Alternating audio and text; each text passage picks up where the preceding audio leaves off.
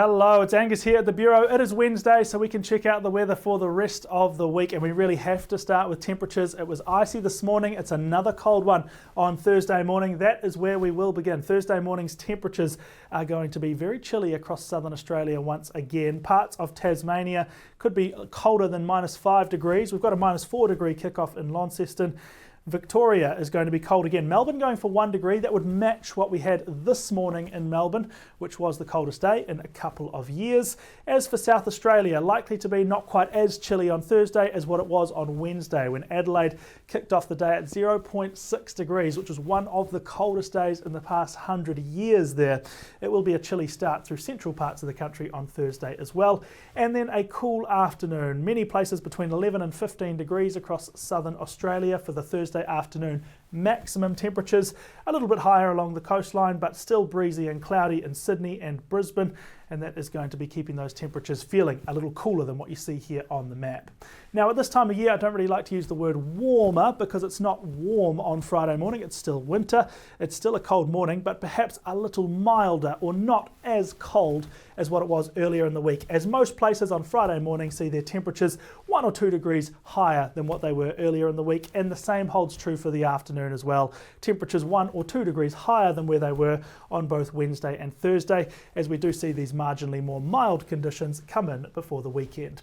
So that's temperature. How about rainfall? Well, the main weather system driving the patterns around the country this week are these big high pressure areas across the south, and high pressure doesn't bring a lot of rainfall, and that's the case through this week. We're not seeing a lot of rainfall, but there's always a few spots to watch out for. So for Thursday, it's a little low down here in southern WA to bring some rain there.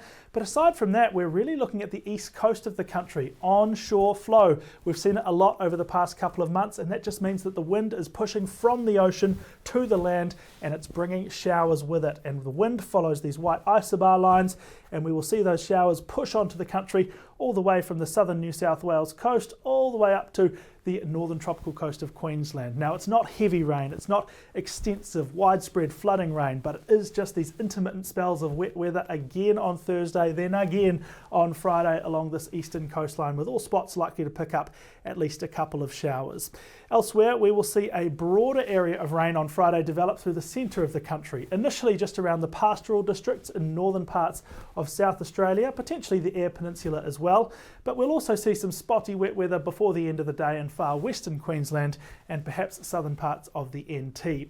Now, this region of rain developing through the centre of the country to round out the week will become a more significant weather system through the weekend and into next week as the rain gets more widespread, a little heavier, and eventually moves east across these eastern states. But for now, it's just a little bit of patchy rain through the middle over the next couple of days. Speaking of which, here's the total forecast rainfall from Wednesday through to Friday. That's the next 3 days of rain all on one map.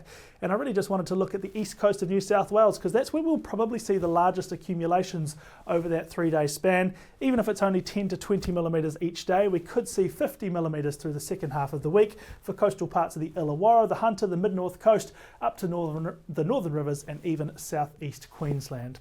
And a look at how much rain we might get out of that system developing on Friday. Not a lot, remembering that the green and blues, that's single-digit rainfall total. So 5 to 10 millimetres over large parts of the pastoral districts, potentially 15 to 25 millimetres here through northern parts of the Eyre Peninsula. But that will be more significant next week, so do keep an eye on your longer range weather forecast at the Bureau website and app. Thank you very much for checking in.